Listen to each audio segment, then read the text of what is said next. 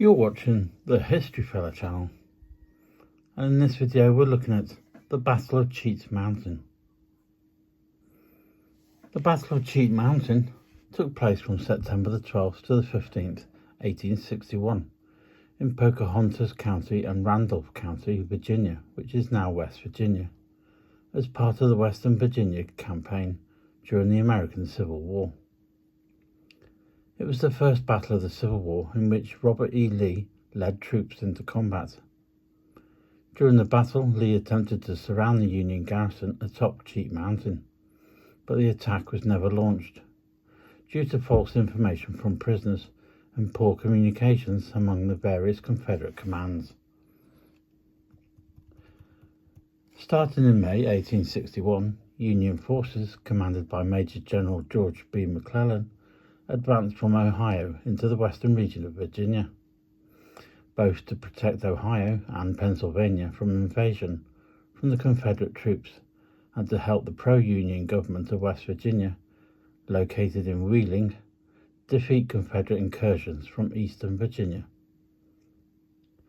Following his victory at Rich Mountain, McClellan was transferred to command of the Army of the Potomac, leaving Brigadier General William Rosecrans in command of Western Virginia.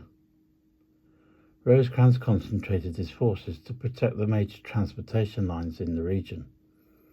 Brigadier General Joseph J. Reynolds was left in command of the Cheat Mountain District, defending the Staunton and Parkersburg Turnpike with 4 regiments totaling 1,800 men. One regiment, the 14th Indiana, commanded by Colonel Nathan Kimball, defended Fort Milroy on Cheat Mountain, while the remaining 3 were at Camp Elk near the Tyger Valley River, where Reynolds established his headquarters. General Robert E. Lee was sent to Western Virginia by Confederate President Jefferson Davis to coordinate the various Confederate forces in the region and regain lost Confederate territory. He arrived at the camps of the Army of the Northwest, commanded by Brigadier General William W. Loring, near the end of July. Although he did not replace Loring, Lee did issue orders through him. After personally scouting the area around the Union positions, Lee devised a strategy that included a 2-pronged simultaneous attack against Kimball's position on the summit of Cheat Mountain and against Reynolds' camp. The plan used Loring's Army of the Northwest, which was divided into 6 brigades for the battle. Brigadier General Henry R. Jackson's brigade would create a diversion in front of Fort Milroy, while Colonel Albert Rust's brigade would make the main assault on the fort, and Brigadier General Samuel Anderson's brigade would capture the turnpike west of the fort. Brigadier General Daniel Donaldson and Colonel Jesse S. Burke would seize the paths behind Camp Elk across the valley west of Cheat Mountain, with Colonel William Gillam's brigade in reserve. Loring was given command of Burke's and Gillam's brigades during the battle. The battle plans were outlined to all commanders in Special Order No. 27, dispatched by Lee, and the order was signed by Rust instead of Lee, who wanted to give Rust the credit of the plan and increase his subordinates' confidence in Rust.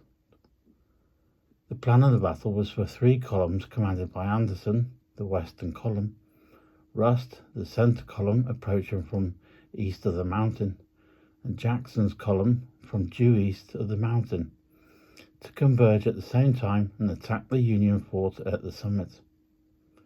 This was a difficult and complex maneuver for the inexperienced commanders. Rust's column was to initiate battle by firing volleys at the Union fort. At this signal, the 2 other columns would also attack, and the column across the valley under Donaldson would also attack Union troops defending Elk. The approaches by each of the 3 Confederate brigades were uncoordinated. Rain, fog, mountainous terrain, and a dense forest limited visibility to minimal distances. As a result, each of the 3 Confederate brigades assigned to attack Cheat Summit Fort acted independently and had never made contact with either of the other 2 Confederate brigades. The march to Cheat Mountain was difficult and was greatly exacerbated by rainy weather. The Union defenders on Cheat Summit were very familiar with the terrain and mountain trails. Rust's advancing column encountered 2 Union pickets who attempted to flee. Confederate troops opened fire and killed these 2, and this alerted the nearby pickets, and skirmishing ensued as the advancing rebels lost the element of surprise. Rust's troops then captured several more pickets who were interrogated and falsely exaggerated the size of the Union force at the camp. Rust believes these accounts, though. Two federal probing attacks from Cheat Summit Fort were so aggressive that Rust and Anderson, each leading approximately 1,500 Confederates at Cheat Mountain, were convinced that an overwhelming force confronted them. Rust decided to retreat back down the mountain without signaling the attack. At Elk-Quarter, Reynolds' brigade faced 3 more Confederate brigades, but refused to budge from well-prepared entrenchments. The Confederates did not press an attack after Colonel J.A. Washington, a member of Lee's staff, who happened to be the great-grandnephew of George Washington and the last civilian owner of the first president's Mount Vernon estate, was killed during a reconnaissance of the Union right. Reynolds was so confident in the face of such timidity that he dispatched 2 of his own regiments from Elk-Quarter up the mountain road to relieve the supposedly besieged fortress garrison. But the arriving Union reinforcements were unnecessary. Lee called off the attack and, after manoeuvring into the vicinity, withdrew to Valley Mountain on September the 17th. Reynolds, meanwhile, planned an offensive against the Confederate forces stationed at the Greenbrier River. Reynolds' forces lost a total of 88 casualties, 10 killed, 14 wounded, and 64 captured. Confederate casualties were unreported, but Reynolds and Kimball claimed 100 Confederates were killed and 20 were captured. The battle had little effect on either the campaign or the war, but the forces after the battle were in positions similar to those positions before the battle. In October, Lee left Cheat Mountain for Seal Mountain in West Virginia, in the Kanawha River Valley, with the troops of John B. Floyd and Henry Wise. But he was forced to cancel the offensive operations he had planned because of low supplies and bad weather. Lee was recalled to Richmond on October the 30th, after achieving little in the Western Virginia area.